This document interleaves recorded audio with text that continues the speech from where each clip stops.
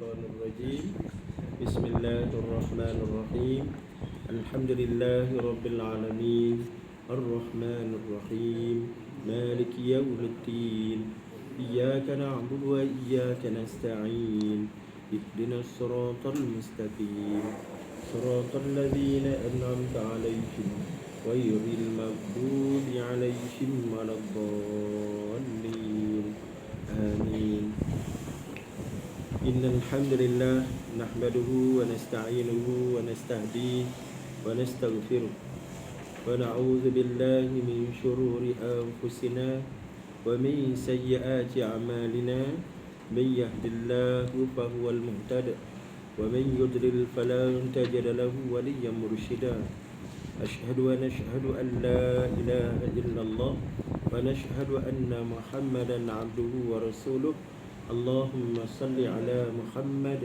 وعلى آل محمد وبعد. Yang dikasih Fadil Tuan Imam Ustaz Harun, itulah Ustaz Harun duduk sebelah ni, dan ahli keluarga, seterusnya sahabat-sahabat sidang Jumaah kuliah Duha sekalian. Sekali lagi salam, Assalamualaikum warahmatullahi wabarakatuh. Alhamdulillah, alhamdulillah, kita rokokkan lagi syukur pada Allah Ta'ala pada ruang dan juga kesempatan yang ada ini. Kita langsungkan lagi ibadah kita mengisi hari-hari dan juga masa yang ada dalam kehidupan ini dengan sebaik-baik pengisian, antaranya dengan kita melakukan ketaatan kepada Allah Ta'ala dan meninggalkan maksiat. Antaranya apa yang sedang kita lakukan ini, ketaatan pada jihad mencari ilmu. Dan cantiknya kita ketika kita sedang melakukan ketaatan jihad ilmu ini, kita juga sebenarnya meninggalkan maksiat. Ketika kita menadah telinga dengan pendengaran yang baik, kita meninggalkan telinga kita mendengar benda-benda tak baik. Begitulah seterusnya. Baiknya perlakuan orang Islam ini. Orang Islam adalah orang-orang yang cintakan baik, bersama dengan baik dan mendorong kepada baik. Pada masa yang sama dia bencikan mungkar dan tidak bersama dengan mungkar. Itu cantiknya. Sebab itu kalau ada orang yang baiknya dia buat, tiba-tiba mungkarnya dia tak tinggal, maknanya ada benda tak kena kat situ. Sebagaimana yang berlaku pada Yahudi. Sebagaimana berlaku pada Yahudi, diingatkan oleh Allah Ta'ala, kanu yatanahawna an munkari fa'alu. Kanu yatanahawna an munkari fa'alu. Orang Yahudi, khususnya Rabbai mereka ini, mereka suruh pengikut ataupun penganut Yahudi ini supaya jangan lakukan mungkar, tapi mereka buat. Itu pelik pada tindakan orang. Tapi kita orang Islam tidak begitu. Antara perkara yang selalu diingatkan dan diberi amaran pun ialah bagaimana kita ni mesti bercakap dan buat apa yang kita cakap. Tidak boleh cakap tapi tak buat apa yang kita cakap. Kalau tidak, jadilah macam orang-orang Yahudi yang dilaknat tadi. Itu beza kita dengan mereka. Sahabat yang dikasihi sekalian, sebagaimana biasa juga sama-sama kita memperbetulkan niat kita lillahi ta'ala, dan kita mengisikan niat lintasan hati kita ini dengan sebaik-baik niat dan lintasan hati, serta penuhkan hati kita dengan niat-niat kebaikan sebanyak mungkin, dengan kita mengambil faedah dari sudut fadilat beramal dengan himpunan niat yang baik itulah. Dan sebagaimana biasa juga sama-sama kita mengikhlaskan diri dan menjaga adab-adab ketika berada di tempat yang baik ini, supaya apa yang kita lakukan ini mendapat, dia kata, impak maksimal, dia punya kesan sebaik-baik mungkin, sebanyak-banyak mungkin daripada Allah Ta'ala. Sahabat yang dikasihi sekalian, pada pagi hari ini kita sambung pengajian kitab Tanbihul Ghafilin, peringatan pada orang-orang yang lalai. Al-Imam Al-Faqih Abul Lais As-Samarqandi rahmatullahi alaih wa nafa'ana bi'ulumihi fid darain. Mudah-mudahan Allah Ta'ala memberi manfaat besar dunia dan akhirat dengan kitab yang baik ini. Kita masuk kepada bab baru hari ini, bab 9. Bab 9. bab ni bahasa Arab kan, pintu kan, pintu 9. Masuk ke pintu, dalam banyak isi dia. Okey, apa dia bab 9 ini? Iaitu datang bab berkenaan dengan taubat. Berkenaan dengan taubat. Okey, latar belakang kepada taubat ni tuan-tuan sekalian, semua kita dah sedia maklum, tinggal lagi apa yang kita sedang hadapi sekarang ni dalam konteks ulang kaji tuan-tuan. Dan kita selalu duk sebut, belajar kita pada usia umur kita yang ada ni 40, 60 tahun ni bukan sangat belajar kita nak tahu. Sebab kita dah tahu dah. Ini adalah peringkat belajar untuk kita buat senarai semak, checklist tuan-tuan ni. Peringkat kita nak tahu, peringkat anak-anak kita ni, sekolah rendah, itu peringkat kita nak tahu. Lepas tu kalau kita niatnya tak betul ataupun cara fahamnya tak betul, bila kita dengar benda-benda macam ni, alamak, kata belajar lagi, dah tahu dah, belajar dah ulang benda yang dah tahu, dia akan jadi lagu tu tuan-tuan. Dia jadi bosan, dia jadi memberontak macam-macam. Okay? Padahal belajar ni adalah urusan sepanjang hayat. Pendidikan ini adalah urusan sepanjang hayat. Lahir-lahir saja kita dah belajar dengan azan iqamah, kemudian nak mati pun kita belajar dengan talqin. Itu proses pembelajaran. Dan setiap kali kita belajar, setiap kali kita buka gelanggang ilmu ni, setiap kali akan ada ilmu baru atau perbincangan baru yang berlaku. Sama ada baru tu dalam konteks baru sungguh, ataupun baru tu dalam konteks kita baru teringat. Benda tu dah tahu dah, tapi kita lupa, lalai. Bila bincang balik, teringat balik. Itulah. Itu urusan pendidikan ini, urusan yang tidak boleh diberhentikan. Setiap masa, sepanjang masa, kita berada kat situ. Malah Tok Guru kita ingatkan, kita ni sentiasa duduk dalam urusan ilmu, setidak-tidaknya jadi pelajar. Kerana bila kita berada pada kedudukan belajar, apa? Jadi pada orang yang belajar tapi tak buat benda yang sepatutnya dia buat. Dia sedang belajar, maka dia andaikan, dia tak sampai lagi pada benda tu, sebab tu dia tak buat. Tapi dia sedang belajar, sampai masa nanti dia buatlah. Ataupun dia sedang belajar tapi dia buat, tapi buat secara salah. Tak apa, dia tu sedang belajar. Salah, maklumlah, orang sedang belajar, dia akan jadi lagu tu tuan-tuan. Yang salahnya bila kita duduk di lingkungan belajar. Kan?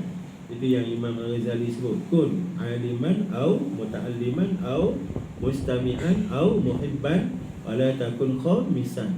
Jadilah kamu orang yang alim, orang tahu, tapi kalau tak boleh, orang yang belajar. Kalau tak boleh, orang yang mendengar. Kalau tak boleh juga, orang yang cintakan orang yang alim, orang yang belajar, orang yang mendengar ilmu. Wala takum khamisan, patahlik, jangan duduk pada yang kelima. Yang kelima tu apa? Bukan alim, bukan belajar, bukan mendengar, bukan cinta kepada orang tadi. Maka itulah dia golongan yang kelima. Patahlik, kamu akan binasa. Itu cantiknya kamu. Jadi kita lihat kepada bab taubat. Taubat ni tuan-tuan sekalian, dia adalah sebahagian daripada jelmaan sifat kasih sayang Allah. Sebagaimana kita belajar bab sebelum ni, rahmat kasih sayang Allah pada pada himpunan nikmat dan pemberian kepada kita tu, termasuklah satu daripada anugerah Allah Ta'ala yang cukup besar, yang perlu sangat-sangat kita ulang-ulangkan, iaitulah anugerah taubat. Jadi bila saja kita memahami fiqh tentang taubat, kefahaman sebenar-benarnya tentang taubat, maka kita akan jadi orang yang sentiasa berbaik sangka dengan Allah, dan orang yang mempunyai, saya guna kataan ni, positive mind, pemikiran positif pada setiap masa. Apa jadi pada orang yang mempunyai pemikiran positif, tuan-tuan? Kita ada kawan seorang tu, kita faham dia ni pemikiran dia selalu positif, yang seorang lagi pemikiran dia negatif. Apa je beza antara dua tu? Beza antara dua tu kita akan nampak cara kerja, cara hidup dua orang ni cukup berbeza. Orang yang positif minda ni tuan-tuan, buat satu benda sentiasa dalam keadaan yang yakin, dalam keadaan harapan tinggi, dalam keadaan positif minda lah. Tapi seorang lagi tu sentiasa dalam keadaan boleh ke, ya ke ya, dia sentiasa teragak-agak pesimis, akan jadi jadi negatif. Itu beza. Sebab tu orang Islam ni orang yang positif minda, yang sentiasa mempunyai harapan yang besar dan baik, dan lebih penting daripada itu ialah berbaik sangka dengan Allah. Jadi bagaimana kita nak menanamkan baik sangka kepada Allah? Antaranya kita kenal Tuhan lah. Kita kenal Tuhan, kenal diri kita. Dan di antara sifat Tuhan yang wajib kita kenal, kita tahu dan sentiasa kita letak dalam ingatan, ialah sifat Tuhan Maha Pemberi Taubat. Boleh faham tak ni? Maha Pemberi Taubat. Itulah perbincangan pada bab yang ke-9. Tajuknya taubat. Di sebalik taubat itu, Maha Pemberi Taubat, memberi saya sebut apa? Maha Pemberi Taubat, Maha Pemberi Ampun. Maksud saya, Maha Pemberi Ampun, iaitulah yang menjadi sifat kesempurnaan Allah Ta'ala.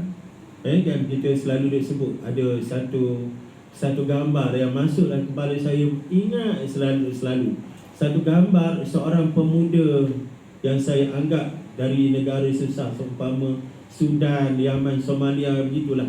Orang negro, kulit hitam, susah kita nampak dari sudut luaran, itu susah. Tolak kereta sorong, kereta sorong, kemudian atas tu dia letak apa? Jualan-jualan, itulah sayur-sayuran. Jadi kita nampak dia ni susah, tuan-tuan. Tolak kereta sorong untuk niaga sayur. Faham kita gitulah tengok gambar tu. Tapi hak menariknya, saya nak kongsi dengan tuan-tuan sekalian, pada bahagian depan kereta sorong ni, kereta sorong ni tu kereta kayu lah tuan-tuan, roda kayu. Dia tulis kat depan tu, Masya Allah, itu yang hebat ni. Saya sharing dengan tuan-tuan, dia tulis apa? Wa kaifa akhsha al-faqra wa ana abdul ghani. Wa kaifa akhsha al-faqra wa ana abdul ghani. Macam mana aku boleh takutkan kefakiran sedangkan aku adalah hamba kepada Allah yang Maha Kaya. Nampak tak tuan-tuan? Maknanya di sini ada tauhid pada diri orang. Tauhid, dia yakin kepada Allah yang Maha Kaya, kemudian dia berusaha untuk mencari rezeki, untuk cari kehidupan, dan dia letakkan keyakinan dia takkan miskin kerana Tuhan dia itu adalah Tuhan yang Maha Kaya. Kita pun sama. Kita pun rubah ayat tu. Wa kaifa akhsha zamba wa ana abdul ghafur. Tukar ayat tu. Macam mana aku takutkan dosa, maksiat, kesalahan aku buat sedangkan aku adalah hamba kepada Tuhan yang Maha Pengampun. Boleh faham tu. Tapi ingatlah, ayat macam tu bukan nak kita guna sebagai escapism, satu alasan. Kalau macam tu tak kisahlah ya, gombol semacam lah dosa maksiat ni sebab Tuhan kita Maha Pengampun. Bukan begitu. Bukan begitu. Yang tu orang berpolitik dengan Tuhan. Jangan. Okey tuan-tuan, kita sambung pada perbincangan awal kita, iaitu bab 9, bab taubah. Imam Abu Lais As-Samarqandi meriwayatkan dengan sanadnya dari Abdullah bin Ubaid bin Umair berkata, Adam alaihi salam berkata, Ya Rabbi, innaka sallatta alayya iblis wa la astati'u an amtani'a minhu illa bik. Qal la yuladu laka waladun illa wakkaltu alayhi man yahfazuhu min makri iblis alayhi la'nah wa min qurana'i su'. Qal Ya Rabbi zidni. Qal yang kedua tu adalah qala Allah. Qal al-hasanatu bi ashri amsalha wa aziduha wa sayyi'atu bi wahidatin wa amhuha. Qal ya Rabbi zidni. Qal at-taubatu maqbulatun ma damatir ruhu fil jasad. Qala ya Rabbi zidni. Qala qul ya ibadiyalladzina asrafu ala anfusihim la taqnatu min rahmatillah innallaha yaghfirudz dzunuba jami'a. Baiki ayat ni, innallaha yaghfirudz dzunuba, bukan zunubi tu. Ada pensil, baiki dah. Innallaha yaghfirudz dzunuba jami'a innahu huwal ghafurur rahim. Okey, kemudian ke atas tu pun tengok qad al-hasanatu bi'ashri amsalha. Al-hasanah tu tukar hamzah, al-hasanah tu tak ada hamzah situ alif biasa je. Itu orang panggil alif hamzah qata', bukan hamzah. Itu hamzah wasal, bukan hamzah qata'. Yang dia buat ni hamzah qata', salah ni. Tukarkan pada alif biasa, tak ada hamzah di atas. Kat bawah pun sama. At-taubah tu makbulah, tukarkan a tu kepada alif kosong, tak ada hamzah. Salah kalau letak hamzah kat atas tu dia jadi lain. Makna dia at-taubah, dia makna lain. Dia akan jadi hal at-taubah, adakah taubah. Dari sudut tajwid dia jadi apa? Apa tak ingat dah menjadi apa? Baca dengan mudah tu sahlah. Alah yang tak ingat dah perkataan tu. Mak apa tukarkan hamzah kepada alif ataupun hamzah wasal Dari sudut bahasa Arab salah. Okey, tengok. Ya Rabbi, Engkau telah memenangkan iblis ke atasku sehingga aku tidak dapat mengelakkan diri daripadanya kecuali dengan pertolonganmu. Ini kisah munajat Adam dengan Allah Ta'ala. Kan Adam dah pernah kena dengan iblis kan. Ya bani Adam la taftinannakum asyaitanu kama yaftina abawaikum minal jannah. Anak Adam, kamu jangan sampai diuji oleh iblis syaitan sebagaimana dia sudah pernah menguji dan menang dalam ujian, dalam godaan tu terhadap Adam. Tu dia. Firman Allah Ta'ala, tiada lahir seorang anak turunanmu melainkan telah aku datangkan kepadanya yang menjaganya dari tipu daya. Tukarkan, bukan tipu saya iblis. Yang menjaganya dari tipu daya iblis dan jin-jin yang jahat. Itu dia. Ini Allah Ta'ala sediakan ujian kepada kita, iaitu ujian dalam bentuk iblis dan juga syaitan-syaitan. Korin, Qurana'u minasu. Yang kori ni ditakdirkan Allah Ta'ala untuk menjadi ikhtiar untuk kita jadi rosak, jadi laluan kepada kerosakan kita. Itulah bisikan juga daripada kori ini. Kecuali Nabi SAW, sebahagian ulama menganggap kori Nabi ini dah murtad jadi Islam. Sebahagian lagi menganggap bahawa tidak, masih lagi dia tu kafir, tapi dia tidak mampu untuk menguasai Nabi SAW. Jadi kita pun ada korin-korin itu yang Allah Ta'ala bekalkan dengan kita dengan tujuan menggoda dan juga menyesatkan kita. Adam berkata, tambahkan bagiku, tambahkan kelebihan nikmat itu. Jawab Allah Ta'ala, aku beri. Saya pun boleh, tapi nak konsisten dengan yang atas kan. Aku beri pahala setiap hasanah 10 lipat ganda, ada harapan ditambah. Itulah kelebihan yang Allah Ta'ala beri kepada kita, dan ilmu ni yang perlu kita ada, tuan-tuan sekalian. Apa dia? Serentak dengan Allah menguji kita dengan iblis dan korin-korin ini, Allah bagi dia punya rahmat, kasih sayang itu dalam bentuk pahala. Sekali buat baik 10 kali ganda dan harapan ditambah.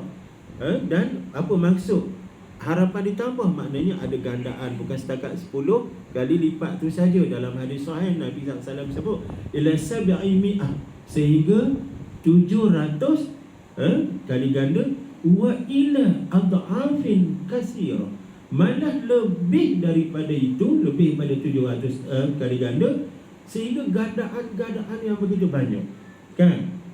Sebagai contoh, gandaan pahala puasa. Berapa pahala puasa kita kan? Pahala puasa kita berapa kan? 10, 700. Tidak ada had. Dia tengok kepada pengorbanan kita, kesukaran puasa kita. Fa innahu li wa ana ajzi bi. Puasa ni aku yang bagi pahala nilai. Pasal dia bergantung kepada kesukaran kita. Kita ada 20 orang atau kita ada 50 orang, semua puasa, tak sama markah. Sebab tak sama ujian dan keperitan yang ditanggung oleh kita, dan tak sama pengorbanan dan kesungguhan yang kita luahkan kerana nak menanggung kewajipan puasa. Sebab tu pahala di sisi Allah tidak ada ukuran, stop kat sini tak ada. Begitu juga pahala memaafkan orang. Memaafkan orang itu juga tak ada batasan limit tertentu, 10 ke 700 ke, tak ada. Dia tengok kepada kekuatan hati kita, semangat kita nak bagi maaf tu kan. Saya dua ni isu apa, Al-Tantuya tu kan. Al-Tantuya tu, apabila saja dia bawa kes ke mahkamah, saya tak perasan mahkamah persekutuan ke mahkamah rayuan baru ni yang buat keputusan baru ni, tak perasan tak. Kalau persekutuan itu limit yang terakhir tu, rasa macam persekutuan. Pasal antara hakim tu Tun Maimun kan, Ketua Hakim Negara. Biasanya dia kat situ, mahkamah yang paling tinggi, mahkamah persekutuan kan. Dibuat rayuan oleh 2 orang polis tu lah, khususnya Inspektor Hadri tu kan, untuk dinilai balik hukuman mati yang dikenakan oleh mahkamah sebelum tu. Yang menariknya, sebelum hakim keluar keputusan, apa yang berlaku dalam mahkamah? Pihak peguam Al-Tantuya ni bawa surat daripada keluarga dia di Mongolia tu, Dr. Sharibu tu, Profesor Dr. Sharibu. Apa surat tu, isi kandungan tu? Bapa dan keluarga dia tu beri kemaafan kepada pembunuh ni dan minta supaya jangan diteruskan membunuh. Maksud saya bukan beri kemaafan, beri persetujuan supaya rayuan inspektor ni diterima oleh mahkamah. Diorang tak setuju dihukum bunuh. Diorang setuju kalau mereka ni diganti dengan hukuman penjara, bukan beri kemaafan, tidak beri setuju dengan rayuan tadi. Sebab apa? Sebab antara hujah diorang kata apa? Nyawa ni terlalu mulia, dia kata. Nyawa terlalu mulia. Jadi waktu duk baca surat tu, kita pun terpukul lah juga. Kan kena kat kita kan. Dalam keadaan nyawa tu terlalu mulia, orang Melayu Islam kita lah yang cabut nyawa anak dia. Allahu Akbar. Itu yang berlaku. Jadi bab mengampunkan dosa ni juga pahalanya terlalu besar, tuan-tuan. Itu yang seorang doktor dari Thailand tu kan, Abdul Munim Sombat tu kan, yang beri keampunan kepada pembunuh anak dia di mahkamah mereka sampai menangis. Hakim-hakim sendiri, juri-juri di dalam mahkamah tengok kebaikan bapa ni. Anak dia kan mati dibunuh. Anak dia seorang mahasiswa yang kerja secara part time untuk belanja pembelajaran dia. Tiba-tiba satu malam dalam kejadian itu dia dirompak dan ditikam sampai mati, dan pembunuhnya berjaya ditangkap, seorang warga mereka kulit hitam. Kemudian ketika diadili di mahkamah, tiba-tiba Dr. Sombat ni, seorang Muslim, Abdul Munim Sombat, dia bangun dan dia isytiharkan bahawa dia beri kemaafan kepada si pembunuh anak dia. Menangis orang dalam tu, malah dia pergi peluk pembunuh tu, sampai pembunuh pun menangis, tuan-tuan. Kita ada situ pun kita menangis, tuan-tuan. Jadi pahala memberi maaf tu cukup besar lah. Bila orang tanya, wartawan tanya doktor tu, sebab dia kata itu ajaran agama dia, ajaran Quran gitu. Sehingga kerajaan Malaysia panggil dia beri anugerah apa, rahmatan lil alamin ketika kerajaan bawah Dr. Mahathir dari Dr. Mahathir pusingan kedua ni. Dr. Mahathir banyak pusingan pegang. Pusingan kedua ni dia panggil kawan tu dan diberi anugerah di atas tindakan yang cukup luar biasa. Jadi pahala tu berlipat kali ganda. Ini sebahagian daripada rahmat kasih sayang Allah. Sedang kejahatan satu lawan satu. Buat satu jahat, tetap satu. Okey, itu pun kalau niat nak buat, tak jadi ditanda. Dan ada harapan dihapuskan. Dahlah satu tu dimasukkan dalam rekod. tiba-tiba rekod satu kejahatan tu yang warna merah tu, ada harapan dihapuskan balik, nak bagi clear balik rekod gitu. Itu rahmat kasih sayang Allah ni. Macam mana nak hapuskan kejahatan itu? Antaranya dengan kehendak Allah, rahmat Allah dihapuskan, ataupun dengan kebaikan yang kita buat. Kerana kita faham antara kelebihan perkara baik kita buat ni, dia dapat menghapuskan kejahatan. Innal hasanat yudhibun as-sayyi'at. Sesungguhnya kebaikan-kebaikan itu dapat menghilang dan menghapuskan kejahatan. Ittabi'is sayyi'atil hasanati tamhuha. Hendaklah kamu iringkan keburukan dengan kebaikan, nescaya kebaikan itu menghapuskan keburukan. Keburukan orang-orang tua kita jalan, ada je dia bawa duit dalam poket. Pasal apa? Pasal kalau dia rasa buat salah sikit, adalah terpandang mata pada benda-benda salah, zina mata, adalah terdengar telinga pada benda-benda salah, zina telinga, maka dia buat macam mana? Duit dalam poket tu dia masuk dalam tabung, bagi sedekah ke anak-anak. Pasal apa? Faham bahawa kalau buat benda salah, iring dengan benda baik, dan baik tu boleh menghapuskan salah. Boleh tuan-tuan Itu rahmat kasih sayang sistem dalam agama. Maka kalau semua itu ditegakkan, apa jadi pada kehidupan kita? Akan dipenuhi oleh orang-orang Muslim yang syiar Muslim ni adalah kebaikan. Bukan setakat salam saja, tapi tindakan dia ni kebaikan, kebaikan, kebaikan. Menghapuskan keburukan yang datang daripada sumber-sumber selain daripada Muslim. Kemudian Adam berkata, tambahkan bagiku lagi firman Allah, taubat tetap diterima selama roh dikandung badan. Ini penting tuan-tuan Ini antara rahmat yang cukup besar. Adam berkata lagi, tambahkan bagiku. Nak minta tambah lagi, pada tinggi dah tu anugerah tu. Selagi mana roh berada di badan, maknanya selagi mana hidup, taubat akan diterima Allah Ta'ala. Kemudian Allah jawab, Qul ya ibadiyalladzina asrafu ala anfusihim la taqnatu min rahmatillah.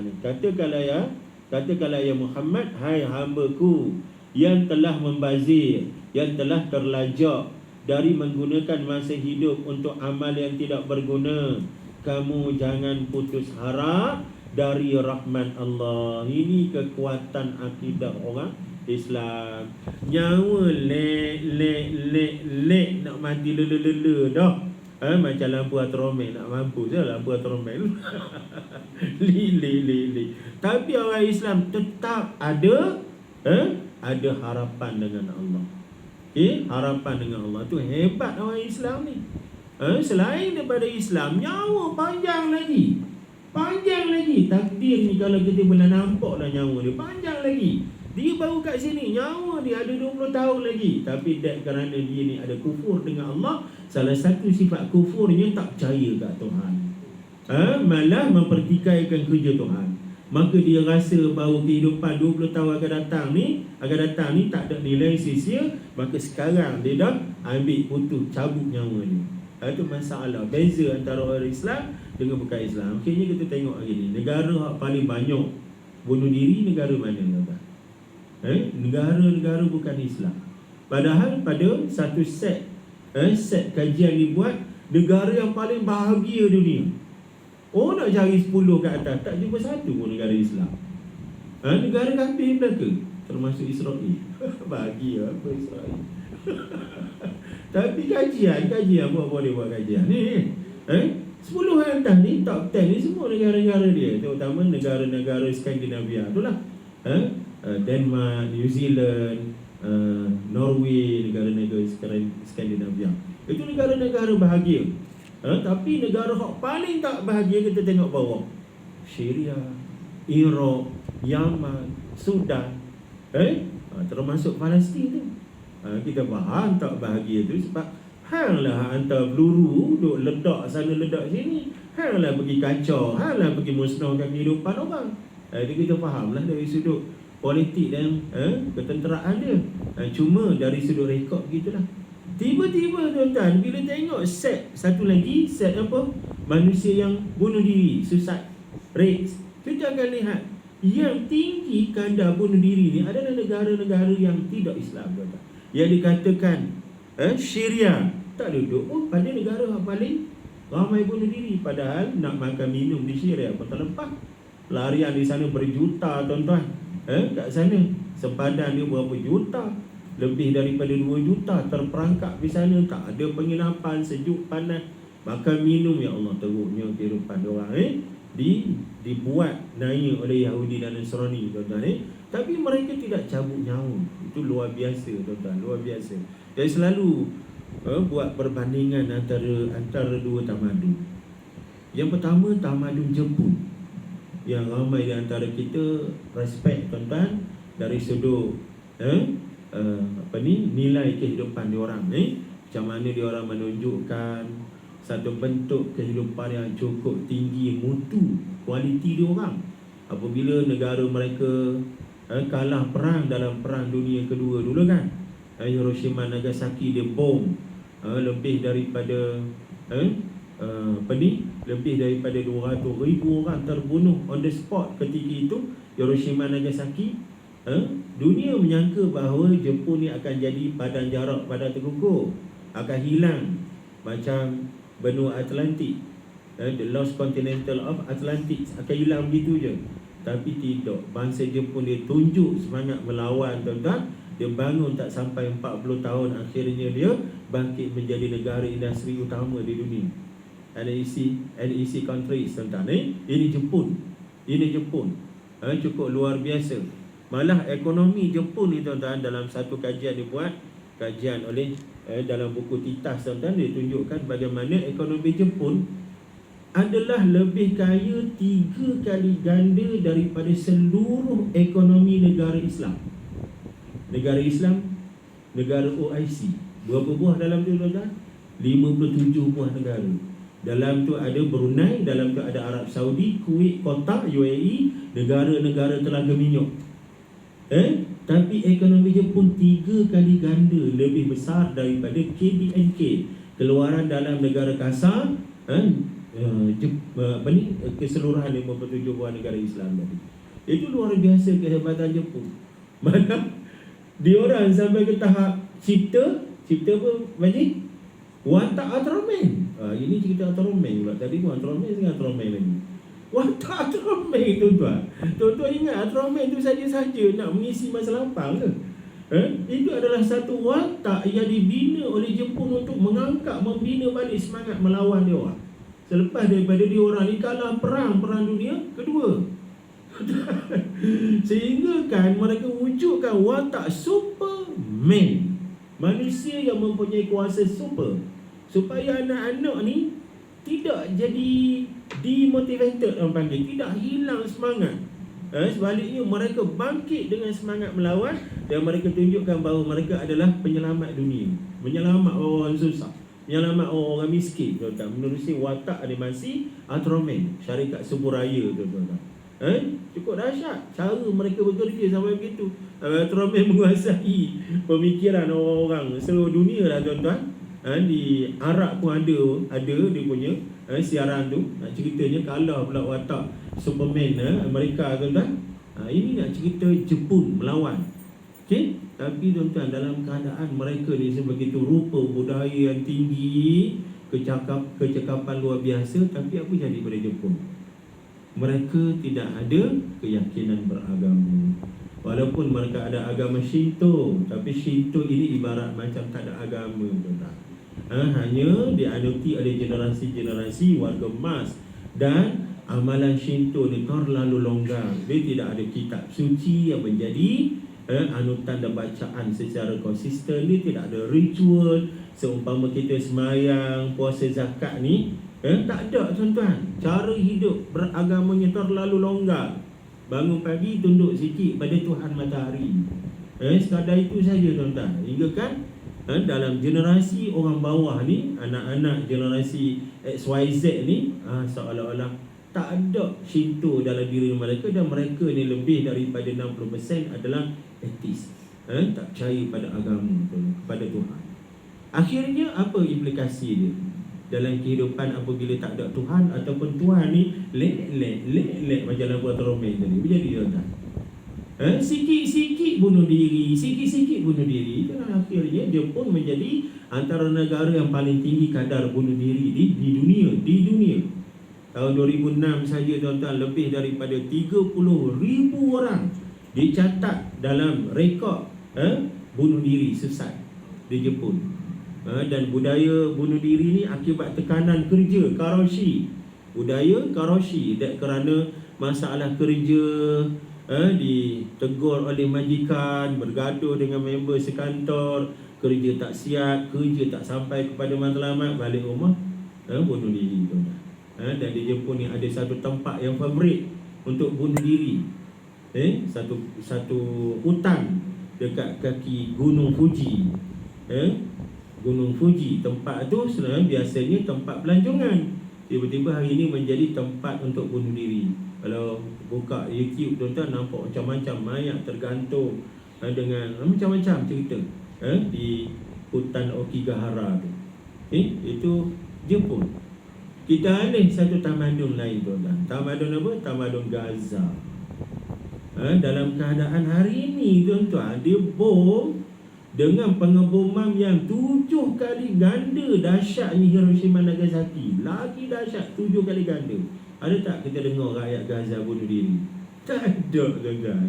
Tengok wartawan kat depan, dia bangun, tegakkan kepala, dia angkat jari dia.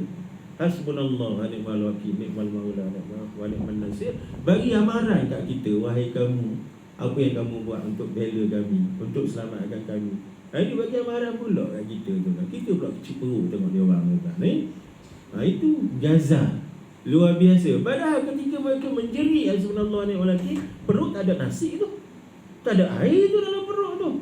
Tangan mereka diamputasi, kerat dua-dua tangan. Allah ya Rabbi ya Karim. Tapi jiwa mereka hidup. Apa kekuatan yang ada pada mereka kata? Kekuatan berakidah. Akidah tu duduk pada pada orang-orang Islam. Ada satu profesor yang bercakap, profesor Yahudi. Dia kata apa? Dia kata Yahudi Zionis takkan boleh menang lawan orang Islam di Gaza ni. Tak boleh menang, dia kata. So orang Gaza ni dia bukan macam orang lain. Dia ni walaupun dua tangan dia kudung, dua kaki dia kudung, tapi kalau dia boleh tegakkan kepala dan dia boleh angkat tangan kudung dia tu, dia tetap akan menjerit Hasbunallah wa ni'mal wakil. Itu yang kita lihat dalam gambar. Dia tak akan tunjuk bahawa dia ni kalah, sebab dalam dirinya ada kekuatan agama. Jadi diketahui, disedari oleh pengkaji-pengkaji. Tuan-tuan ni, itulah dia kekuatan yang ada. Jadi kita ambil semangat melawan dan akidah yang begitu kejam yang dimiliki oleh umat Islam di Gaza itu khususnya tuan-tuan, untuk kita datangkan motivasi pada diri kita. Antaranya kita berbaik sangka sebenar-benarnya dengan Allah Ta'ala. Antaranya ialah menerusi pintu taubat yang disediakan Allah Ta'ala kepada kita, untuk kita menghapuskan dosa-dosa maksiat sebelum sampai masa kita mati. Kerana nak mati ni, salah satu benda yang perlu ada pada diri kita ialah baik sangka kita nak bertemu dengan Allah. Tuan-tuan nak jumpa dengan bos tuan-tuan, ada panggilan jemputan daripada bos. Apa yang patut tuan-tuan buat sebelum bertemu dengan bos? Antaranya ialah kena riki, kena bina semangat yang baik. Kena riki-riki, kena tahu bos tu lagu mana, perangai dia lagu mana, dia punya kesukaan dia apa, kemurkaan dia apa, supaya bila kita berjumpa dengan dia, kita boleh jaga kesukaan kita buat, kebencian dia kita tahan, kita tak buat. Itu antara perkara awal kita sebelum jumpa dengan bos. Maka kita bukan nak jumpa dengan bos, nak jumpa dengan Tuhan. Maka antara benda yang kita kena buat ialah mempelajari, mengenali Tuhan kita itu siapa. Tiba-tiba Allah mendedahkan dirinya sebagai Tuhan yang maha mesra dengan kita, khususnya menerusi sifat pengampunan yang dibuka kepada kita selagi mana roh masih melekat pada jasad kita.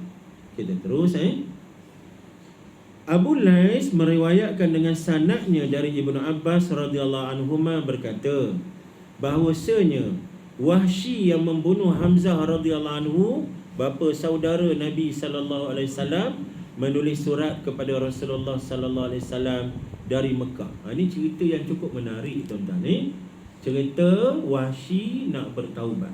Wahsy siapa tuan-tuan?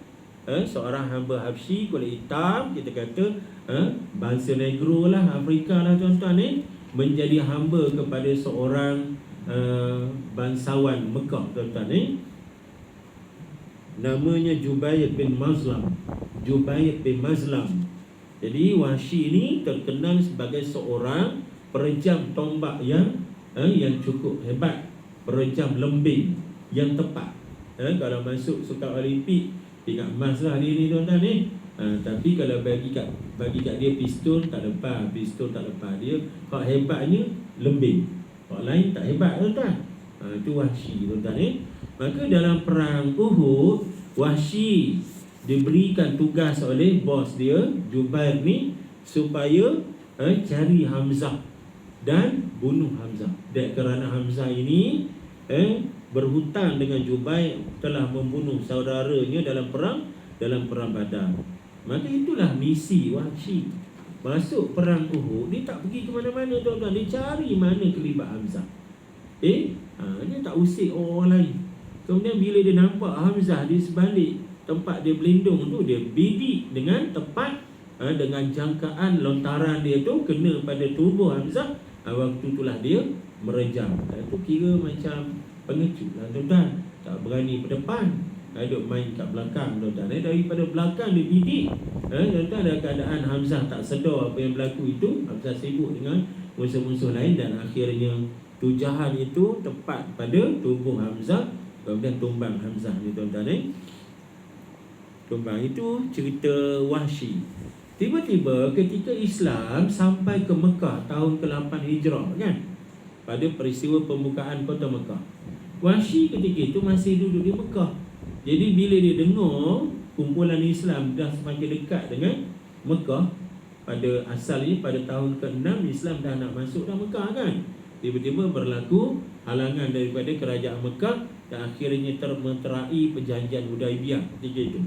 Perjanjian Hudaibiyah, yang akhirnya orang kafir inilah juga yang mencabuli perjanjian itu, menyebabkan Nabi SAW buat keputusan untuk melanggar Mekah kerana pencabulan perjanjian tadilah, janji tak ditepati. Waktu itulah Wahsy ni dalam keadaan tak tenang. Dia tahu dia ada masalah dengan Nabi SAW. Dia tahu Nabi SAW amat bersedih dengan kewafatan, kesyahidan bapa saudara dia, itulah Hamzah tadi. Dia tahu dia ada hutang dengan Nabi. Maka dia menulis surat kepada Nabi SAW, sesungguhnya saya ingin masuk Islam, tapi terhalang oleh satu ayat dalam Quran. Ayat apa tu? Al-Furqan ayat 68. A'udzubillahi minasyaitonirrajim.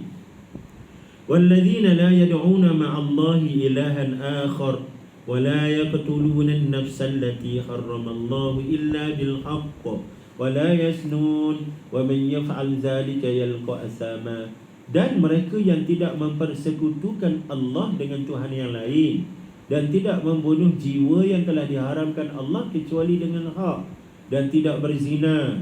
Dan siapa yang berbuat itu, maka dia menanggung dosa-dosa, dan siapa yang melakukannya demikian akan mendapat balasan dosanya. Maka dia sebut pada Nabi SAW, ayat ni menyebabkan dia tak ada peluang untuk jadi orang Islam. Kenapa? Dia mensyirikkan Allah, dia membunuh orang dalam keadaan tidak diizinkan, dia berzina, melakukan dosa, buat belaka tuan-tuan.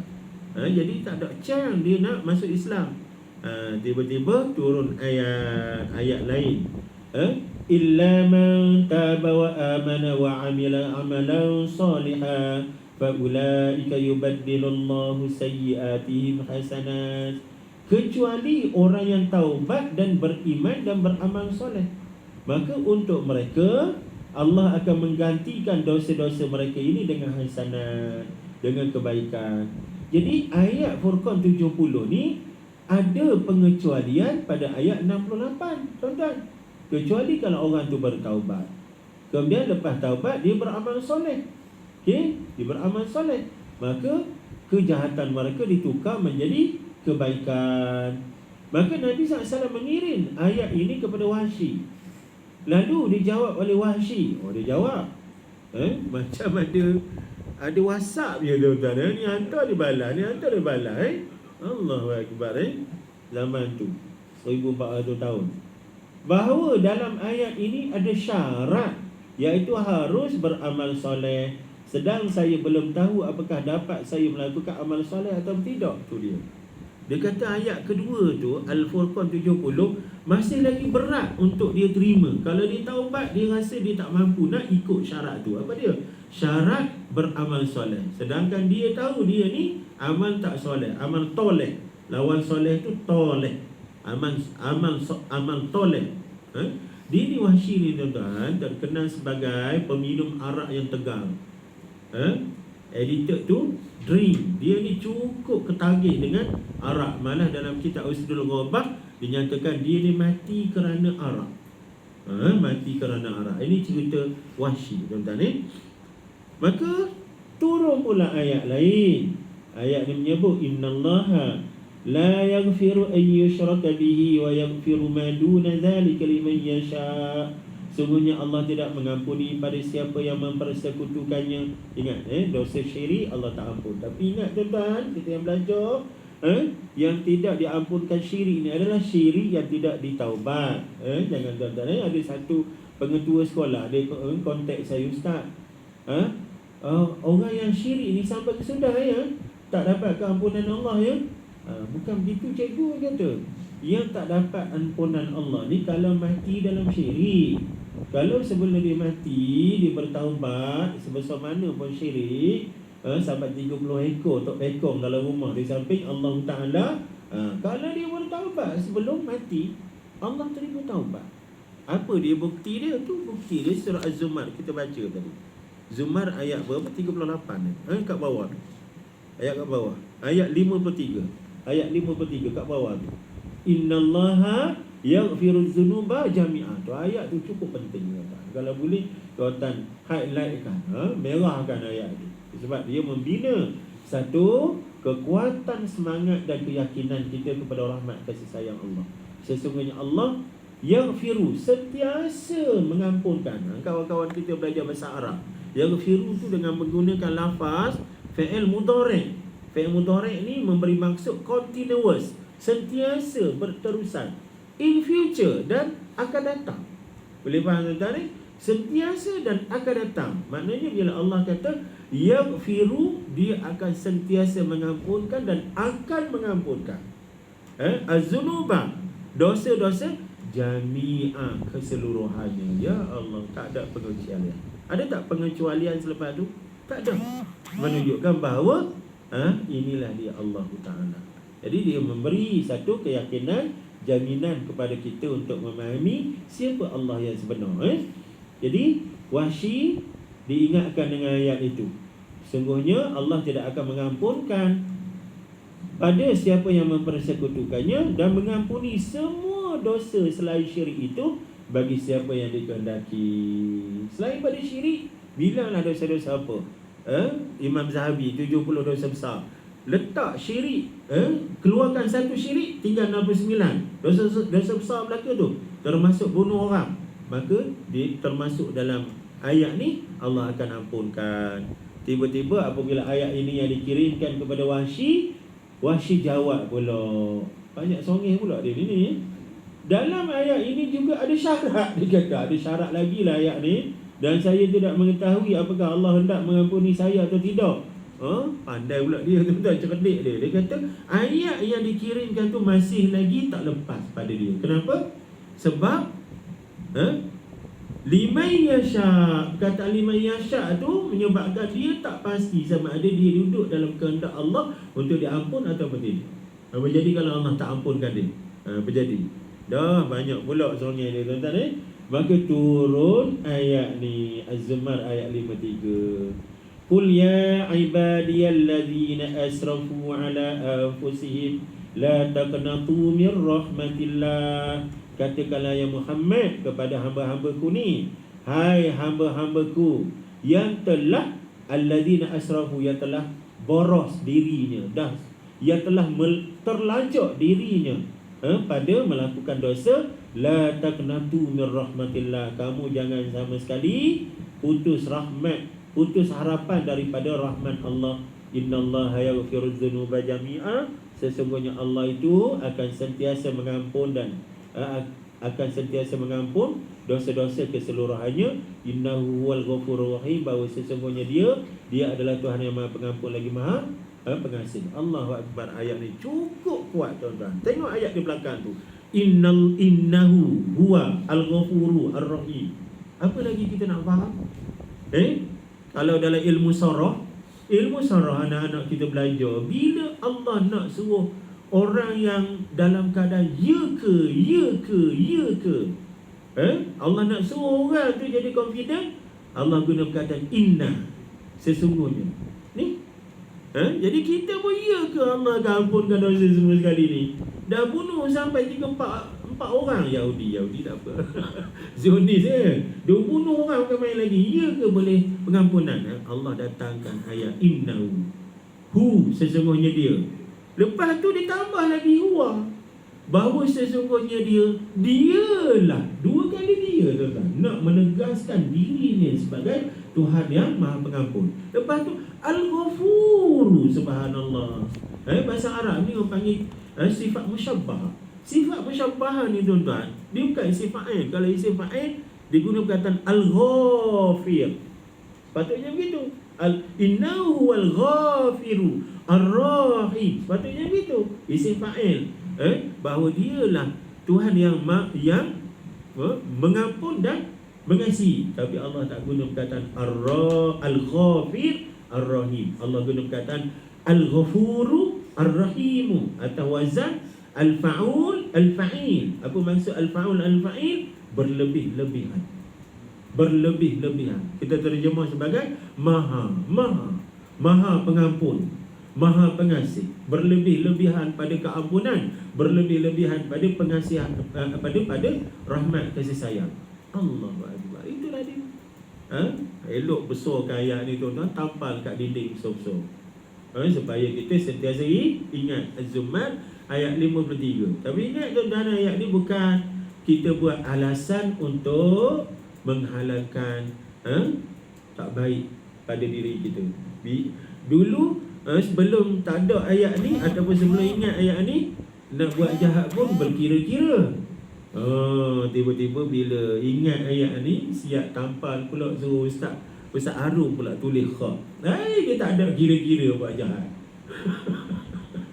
Dia pakai redah je. Bila orang tanya jahat tu nampak ji, dia gelak. You tak tahu, dia kata. Hang tak tahu rahmat kasih sayang Allah. Jangan. Itu politik dengan Tuhan tuan-tuan. Kemudian cuba tengok ayat ni. Ayat ni juga luar biasa tuan-tuan. Qul ya ibadiyallazina asrafu. Allah diungkit, hamba-Ku yang sudah banyak buat salah. Tapi bila Allah ungkit hamba yang banyak buat salah, tiba-tiba Allah masih guna perkataan ibadi. Apa maksud tuan-tuan? Allah tak buang nama kita daripada ibarat kata daripada rakyat dia lah. Allah tak buang warga negara. Walaupun kita ni buat salah, Allah masih isytihar kita sebagai hamba. Tuan-tuan, hamba-hamba ni kalau ikut alim ulama tasawuf tuan-tuan, dia adalah satu pangkat yang cukup tinggi. Boleh faham tuan-tuan? Hamba. Kita dengar hamba ni tak seronok. Aku ni hamba, tak seronok tuan-tuan. Pasal kita bayangkan hamba ni tak ada nilai lah tuan-tuan. Belenggu kat leher, tangan kena ikat, kaki pula berantai, makan minum kena jatuh, kerjanya duk menanggung perintah Tuan. Yang kita bayangkan itu adalah hamba sesama manusia. Boleh faham tuan-tuan? Ada pun konteks hamba kepada Allah, Allah tak buat begitu. Allah tak rantai leher kita, ikat tangan kita, belenggu kaki.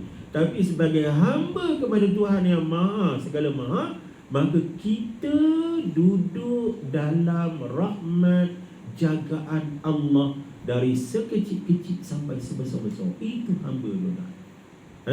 Sebab itu bila Allah panggil kita hambanya, ini penghormatan dan keselamatan, jaminan yang cukup besar, tak ada tara bandingan. Boleh faham tuan-tuan ni? Macam Sultan Brunei tuan-tuan, ikhtiar kita sebagai hamba dia. Tak sedap dengar ayat tu. Nak guna ayat apa? Nak katanya Sultan Brunei dengan kita tu rapat sangat. Nak guna kata apa? Ayat biasa je, ramai ayat dia. Berapa ramai Brunei ni rapat dengan dia ni, menyebabkan kita ni rasa, ya Allah, Sultan Brunei hantar aku ni. Nak pergi mana-mana pun Sultan Brunei. Masuk kedai mana-mana pun tengok Habib Jewel, berapa juta dia harga. Kita senyum je. Pasal apa? Sultan Brunei. Sultan Brunei tunjuk mana-mana. Bayarnya Sultan Brunei. Dia dah ikhtiar pada kita. You ambil lah, buatlah, minta lah. Kalau terlajak pun, langgar lah pun syarat ke apa, tak apa. I support, I cover you. Tak ada masalah. Kita pun apa lagi tuan-tuan, 10 tiang traffic light dengan 11 kita langgar tuan. Macam kita berlebih kita ni tak. Pasal apa? Sultan Brunei. Apa kita peduli? Boleh faham tuan-tuan ni? Kita dengan Allah. Allah ya Allah. Allah duk cover kita. Boleh faham tuan-tuan ni? Tapi sekali lagi kita sebut, ini bukan alasan untuk kita bermudah-mudahan untuk buat maksiat dan kejahatan. Ini adalah satu jaminan rahmat kasih sayang, bukan dari sudut bermudah-mudahan. Maka ayat ni bila dikirim oleh Nabi SAW kepada Wahsy, kerana Wahsy berasa bahawa dalam ayat ini tidak ada syarat, maka dia pergi ke Madinah untuk masuk Islam. Ayat ni menyebabkan Wahsy terdiam, tak ada hujah nak balas balik. Bahasa WhatsApp dia terhenti tu. Tak boleh nak beralasan dah. Pasal ayat ni penutup kepada rahmat kasih sayang Allah, gambaran hebatnya Allah Ta'ala pada kita ni tuan-tuan. Maka datanglah Wahsy dalam keadaan niat nak menjadi orang Islam. Tapi lepas daripada dia mengucap 2 kalimah syahadah, dia lari daripada Nabi, meminggirkan diri daripada Nabi. Pasal apa? Pasal dia tahu Nabi tak seronok dengan dia, dan kerana Nabi teringat perbuatan dia tadi tuan-tuan. Perbuatan dia. Dan apa yang Wahsy buat tuan-tuan? Dia bayar balik dosa dia tu. Dia tahu Nabi tak seronok dengan dia. Akhirnya Wahsy buat apa? Dia fikir macam mana dia nak tebus dosa dia ni. Akhirnya apabila berlaku peperangan antara umat Islam dengan kumpulan Nabi palsu di Al-Yamamah, pada penghujung kehidupan Nabi SAW, Nabi menghantar satu kumpulan, satu batalion perang untuk menyelesaikan pemberontakan Nabi palsu di Al-Yamamah ni. Tapi tak sempat untuk bertembung, dan kerana Usamah bin Zaid mendapat berita Nabi wafat di Madinah. Usamah ketika itu dalam riwayat sejarahnya baru umur 18 tahun tuan-tuan. Umur 18 tahun SPN tuan-tuan. Baru habis SPN. Kat belakang ni siapa? Umar Al-Khattab, Jeneral 4 bintang. Khalid bin Al-Walid kat belakang 4 bintang. Abu Ubaidah Al-Jarrah 4 bintang. Tapi dia ni baru SPN tuan-tuan. Tapi Nabi SAW letak dekat situ nak beri pengajaran kepada kita dalam urusan tugasan atau kewajipan satu-satu. Letakkan orang yang sesuai. Tak kira dia tidak mengambil faktor umur atas segala-galanya. Walaupun umur ni penting tuan-tuan. Umur membayangkan pengalaman, kemahiran, tapi bukan segala-galanya. Menerusi tindakan Nabi SAW meletakkan Usamah sebagai ketua terus angkatan bersenjata ketika itu. Jadi tak sempat untuk sampai ke Yamamah. Kumpulan ini patah balik ke Madinah. Bila Sayyidina Abu Bakar radhiyallahu anhu naik sebagai pemerintah, antara misi pertama ialah meneruskan sunnah Nabi. Meneruskan sunnah Nabi, maka diteruskan. Hantar batalion perang bawa Usamah ni pergi berlawan dengan Musailamah Al-Kazzab. Tiba-tiba dalam kumpulan Usamah ni ada Wahsy, seorang pembunuh yang cuba untuk cover up balik, untuk untuk baiki kesalahan dia. Itu dia tuan-tuan. Manakala dalam kumpulan Musailamah Al-Kadzab ada sahabat Nabi yang murtad. Tuan-tuan apa nama dia? Allah tak ingat dah nama dia. Hari ni tiba-tiba banyak dia tak ingat. Ada seorang sahabat yang Allah takdirkan dia murtad. Kisah dia dalam Ibnu Katsir, tafsir Ibnu Katsir ada disebut yang dia asalnya dia minta izin kepada Nabi SAW untuk balik ke Yamamah, itu kampung dia, untuk dia bantulah Islam dengan cara nak memberi kesedaran kepada kumpulan pemberontak ni. Tiba-tiba Musailamah Al-Kadzab guna politik dia, tuan-tuan. Dia tahu sahabat Nabi datang, tuan-tuan, dengan misi untuk berdakwah tadi. Maka dengan penuh licik dia goda dengan hadiah, dengan pangkat, dengan harta macam-macam, menyebabkan kawan tu akhirnya saya orang baru lah, tuan-tuan. Tukar bendera. Bila tukar bendera, masuk ke cawangan, kalau bahasa dia tu, masuk ke peti undi api, tuan-tuan. Duk campaign. Dan orang kampung tengok yang campaign tu bekas sahabat Nabi. Menyebabkan semakin besar fitnah kat situ, makin ramai yang murtad mengikut seruan atau dakwah Musailamah Al-Kadzab, Nabi palsu itu. Masya Allah. Siapa apa nama ya Allah. Nanti kalau ingat saya maklum balik. Akhirnya dua kumpulan ni bertembung. Wahsy berjaya dalam misi dia membunuh Musailamah Al-Kadzab. Itu misi Wahsy. Manakala sahabat Nabi yang murtad tadi berjaya dibunuh, mati dalam keadaan murtad. Nabi SAW pernah sebut kepada sekumpulan sahabat ketika mereka duduk lebih kurang dalam 7-8 orang. Salah seorangnya adalah Abu Hurairah. Nabi kata, ada di antara kamu ni besok bila mati masuk neraka, geraham dia lagi besar daripada Uhud. Jadi Abu Hurairah duk pening pada tengok, ramai-ramai ni ada seorang masuk neraka, geraham lebih besar daripada Uhud. Maka dia berhati, siapa mati, daripada mana dia mati. Dia dapati kawan-kawan dia ada terlibat dalam kumpulan tadi, mati sebagai seorang Muslim. Maka dia suspend, tuan-tuan. Tinggal dia 2 orang je, dia dengan seorang lagi saya sebut tadi, tak ingat nama tadi. Tinggal dia 2 orang. Dan lagi suspend, dia tengok kawan tu ahli ibadah, puasa pada siang hari, malam bertahajud, tuan-tuan. Lagi dia suspend. Adakah aku pula jadi lagi tu? Hinggalah berlaku peristiwa tadi. Sahabat tadi minta izin kepada Nabi balik ke Yaman, dan akhirnya dia tukar agama, tuan-tuan. Maka di situlah benarnya sabda Nabi SAW, ramai-ramai itu ada seorang jadi ahli neraka, tuan-tuan, yang gerahamnya besok lebih besar daripada Bukit Uhud. Itu kisah Wahsy. Maka dia sebut dalam kataan dia, wa ana fil jahiliyah aqtulu ahabbu man inda Rasulillah. Dan aku ketika berada dalam jahiliyah, aku pernah membunuh orang yang paling disayangi oleh Nabi SAW. Wa ana fil Islam aqtulu abghadu man inda Rasulillah. Dan aku bila jadi orang Islam, aku bunuh orang yang paling Nabi benci. Macam cover lah tu. Macam cover lah tu. Win-win situation, kata tak? Waktu dia jahiliah, dia bunuh orang yang Nabi paling sayang. Waktu dia jadi orang Islam, dia bunuh orang yang paling Nabi benci. Itulah Musailamah Al-Kadzab. Itu kisah Wahsy dengan taubat. Berhenti dah ke, tuan-tuan? Kita kat sini dah lagi. Dah tengok jam tu dia lain dah. Semangat jadi turun. Allah Akbar. Sampai sini tuan-tuan ada nak tambah apa-apa? Jadi tambah apa-apa? Ustaz Harun ada hajat pagi ni, tuan-tuan. Hajat daripada pihak tuan rumah. Pertamanya, mohon kesejahteraan anak tersayang almarhum Hamzah bin Abdul Latif, almarhumah Syekh binti Saleh.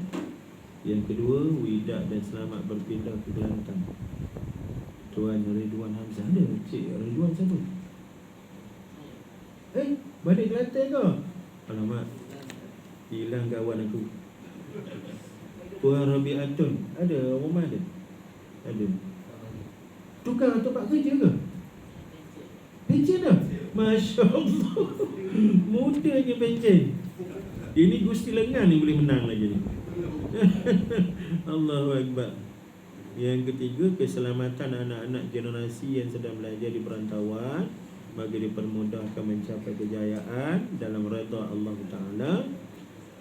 Yang keempatnya, mendoakan anak-anak generasi yang menduduki peperiksaan 2024 ni kan, UPKK, PSRA, SMA, SPM, STAM, STAM, Diploma, Ijazah.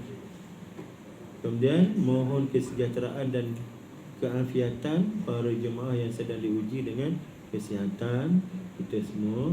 Semoga Allah SWT memudahkan kita semua di jalan ilmu, amal ma'ruf dan nahi munkar.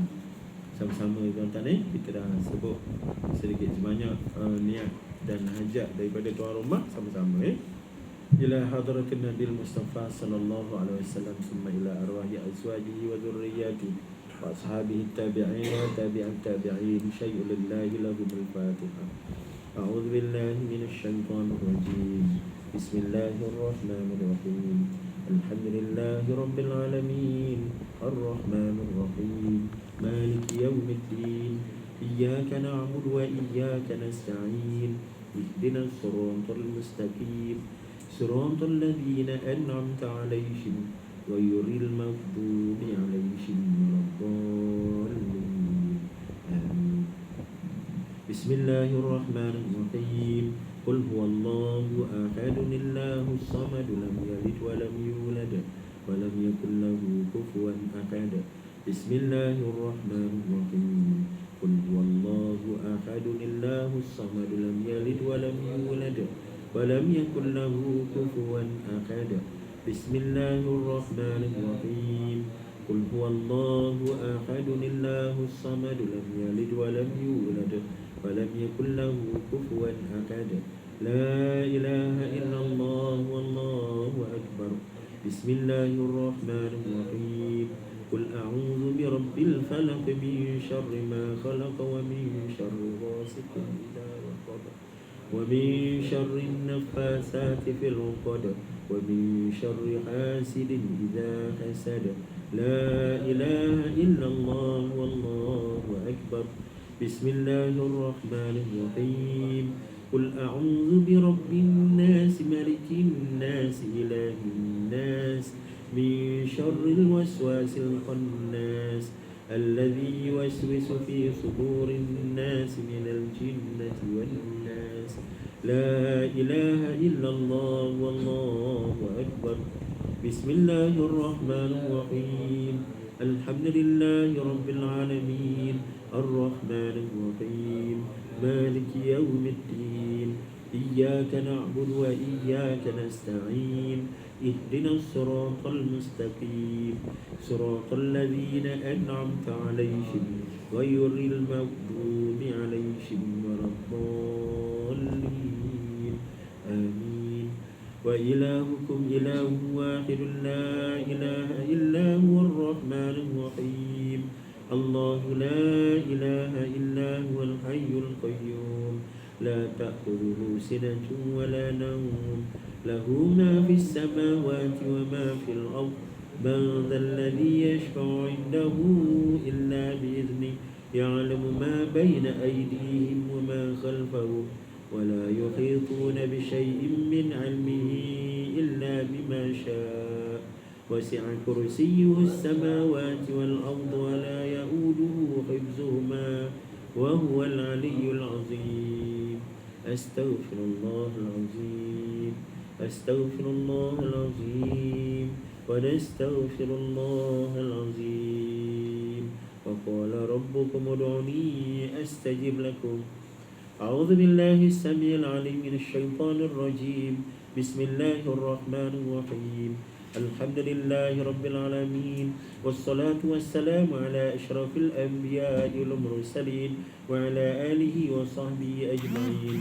اللهم صل على سيدنا محمد صلاة تنجينا بها من جميع الأهوال والآفات، وتقضي لنا جميع الحاجات، وتطهرنا بها من جميع السيئات، وترفعنا بها عندك على الدرجات، وتبلغنا بها أقصى الغايات من جميع الخيرات في الحياة وبعد الممات، وعلى آله وصحبه وسلم تسليما كثيرا برحمتك يا أرحم الراحمين. اللهم أصلح لنا ديننا الذي هو عصمة أمرنا، وأصلح لنا دنيانا التي فيها معاشنا، وأصلح لنا آخرتنا التي إليها معادنا، واجعل الحياة زيادة لنا في كل خير، واجعل الموت راحة لنا من كل شر. اللهم إنا نسألك سلامة في الدين، وعافية في الجسد، وزيادة في العلم، وبركة في الرزق، وتوبة قبل الموت، ورحمة عند الموت، ومغفرة بعد الموت. اللهم هون علينا في سكرات الموت، والنجاة من النار، والعافية من الحساب. اللهم لا تدع لنا في مقامنا هذا ذنبا إلا غفرته، ولا هما إلا فرجته، ولا دينا إلا قضيته، ولا مظلوما إلا نصرته، ولا مريضا إلا شفيته، ولا مريضا إلا شفيته، ولا مريضا إلا شفيته، ولا ميتا إلا رحمته، ولا ميتا إلا رحمته، ولا ميتا إلا رحمته، ولا تلميذا ولا طالبا إلا فوزته، ولا تلميذا إلا نجحته، ولا ضالا إلا هديته، ولا حاجة من حوائج الدنيا والآخرة لك رضا ولنا فيها صلاح إلا قضيتها ويسرتها يا رب العالمين. اللهم استر عوراتنا وآمن روعاتنا. اللهم ربنا هب لنا من أزواجنا وذرياتنا قرة أعين واجعلنا للمتقين إماما. رب اجعلنا مقيم الصلاة ومن ذريتنا ربنا وتقبل دعاء. اللهم إنك تعلم بمقاصد نياتنا وبمقاصدنا وبنياتنا، خصوصا نيات صاحب هذه الجلسة. اللهم اقض حاجاتنا وحاجة صاحب هذه الجلسة. اللهم أكرم ضيوفه وضيوفنا. اللهم سهل أموره وأمورنا. اللهم اجعلنا من عبادك الصالحين، ومن عبادك الراكعين الساجدين المخلصين الذين يرثون الفردوس هم فيها خالدون. اللهم لا سهل إلا ما جعلته سهلا، وأنت تجعل الحزن إذا شئت سهلا. رب يسر ولا تعسر، رب تمم بالخير يا كريم. اللهم الطف بنا في تيسير كل عسير، فإن تيسير كل عسير عليك يسير. اللهم يسر أمورنا مع الراحة في أبداننا والسلامة والعافية في ديننا ودنيانا برحمتك يا أرحم الراحمين. اللهم أنت الشافي لا شفاء إلا شفاؤك، شفاء لا يغادر سقما. اشفنا اشفنا اشفنا، اشف من مرض منا شفاء عاجلا غير آجل يا رب البأس. اشفنا يا رحمن يا رحيم برحمتك يا أرحم الراحمين. اللهم ربنا آتنا في الدنيا حسنة وفي الآخرة حسنة وقنا عذاب النار، واغفر لنا ذنوبنا ولوالدينا وارحمهم كما ربونا صغرا، ولجميع المؤمنين والمؤمنات المسلمين والمسلمات الأحياء منهم والأموات. اللهم انصر الإسلام والمسلمين، واهلك الكافرين والظالمين، واهلك المنافقين، واهلك أعداءك أعداءنا أعداء الدين. وصلى الله على سيدنا محمد وعلى آله وصحبه وسلم. سبحان ربك رب العزة عما يصفون، وسلام على المرسلين، والحمد لله رب العالمين. تقبل الله منكم منا ومنكم، تقبل يا كريم.